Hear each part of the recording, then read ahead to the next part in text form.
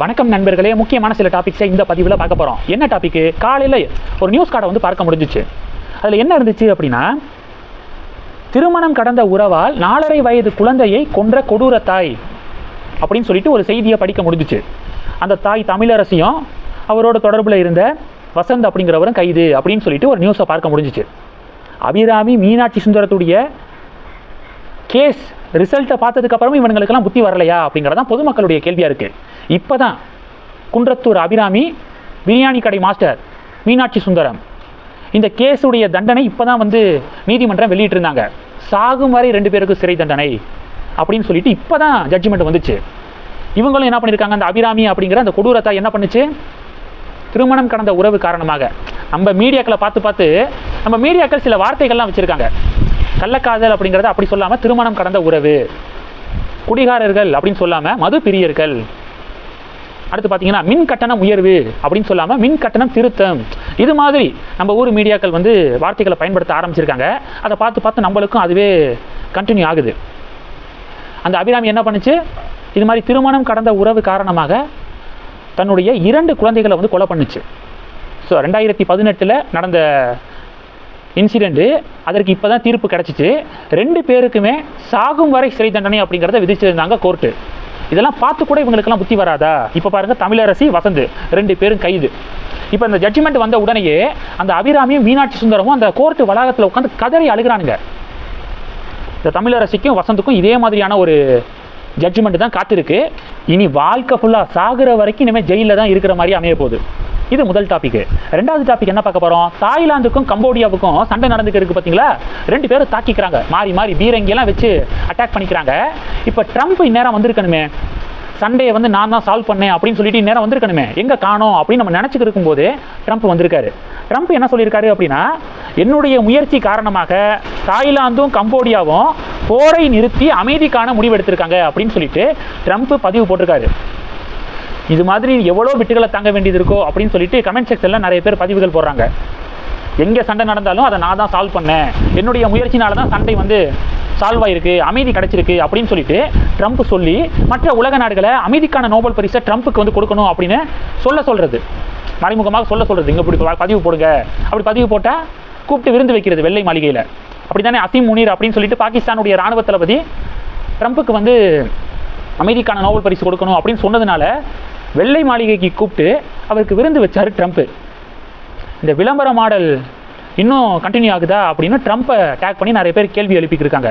இது 2வது டாபிக். 3வது டாபிக் என்ன பார்க்க போகிறோம், பாரத பிரதமர் மோடி அவர்களை, தமிழகம் வந்திருக்கக்கூடிய பிரைம் மினிஸ்டர் மோடி அவர்களை பல தலைவர்கள் வந்து வெல்கம் பண்ணியிருக்காங்க.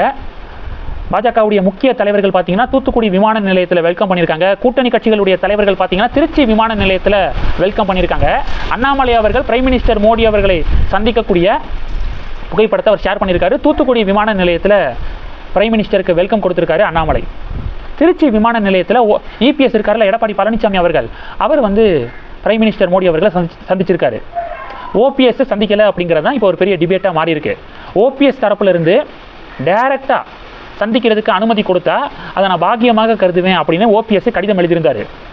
பாக்கியமாக கருதுவேன் அப்படின்னு சொல்லியும் ஏன் ஓபிஎஸ்க்கு அனுமதி மறுக்கப்பட்டுச்சு? அதிமுகவோடு பாஜக கூட்டணியில் இருக்கிறதுனால அதிமுகவுடைய பொதுச் செயலாளர் எடப்பாடி பழனிசாமி அவர்களுக்கு பிடிக்காத ஓபிஎஸ்க்கு தமிழக பாஜக அனுமதி மறுத்துட்டாங்களா? ஏன்னா தமிழக பாஜக சைடில் இருந்து தான் பிரைம் மினிஸ்டர் ஆஃபீஸுக்கு எஸ்பிஜிக்கெல்லாம் வந்து இன்புட்ஸ் வந்து போகும், யார் யாருக்கு அனுமதி கொடுக்கணும், இவங்கெல்லாம் அலோவ் பண்ணலாம் அப்படின்னு சொல்லிட்டு தமிழக பாஜக தான் ரிப்போர்ட்டை வந்து கொடுப்பாங்க. அப்படி இருக்கும்போது ஏன் ஓபிஎஸ்க்கு மறுப்பு தெரிவிச்சிங்க? ஓபிஎஸ் கூட்டணிக்கு வரல அப்படிங்கிறது அடுத்து. ஆனால் ஒரு தனிப்பட்ட வகையில் அவர் சந்திக்கணும் அப்படின்னு ஆசைப்படுறாருல, ஏன் வந்து அவருக்கு அனுமதி மறுக்கப்பட்டுச்சு அப்படிங்கிற ஒரு பெரிய டிபேட் நடந்துட்டு இருக்கு. இன்னும் சொல்லப்போனால் சில பாஜக தொண்டர்கள் என்ன தெரியுமா சொல்கிறாங்க, ஓபிஎஸ்க்கும் டிடிவிக்கும் டெஃபினட்டாக அனுமதி கொடுத்துருக்கணும், அவங்கள என்டிஏ அலையன்ஸில் டெஃபினட்டாக நம்ம சேர்க்கணும்.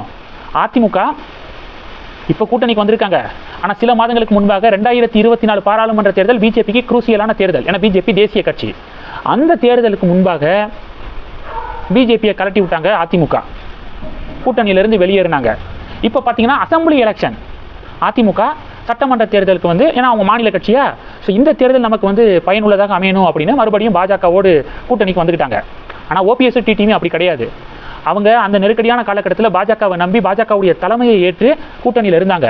தோல்வி அடைந்த பிறகும் பாஜக தான் காரணம் அப்படின்னு எந்த ஒரு டாக்கும் அவங்க விடலை. அப்படி இருக்கும்போது ரொம்ப ஹானஸ்டான நேர்மையான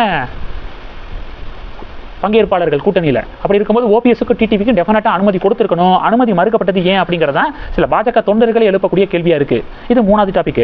4வது டாபிக் என்ன பார்க்க போகிறோம் அப்படின்னா, பிரைம் மினிஸ்டருடைய தமிழக வருகையை எதிர்த்து தமிழக காங்கிரஸை சேர்ந்த சில பேர் பார்த்தீங்கன்னா கருப்பு கொடி காட்டி சில இடங்களில் போராட்டம் நடத்த முயற்சி பண்ணியிருக்காங்க.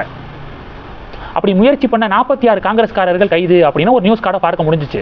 46 காங்கிரஸ் அவ்வளோ தூரம் வளர்ந்துருச்சா? KS அழகிரி அவர்கள் காங்கிரஸுடைய தலைவராக இருந்தப்ப ஒரு 4 பேர் வந்து ட்ரெயின் மறியல் போராட்டத்தில் வந்து பார்ட்டிசிபேட் பண்ணியிருந்தாங்க. இப்போ 46 உயர்ந்திருக்கா?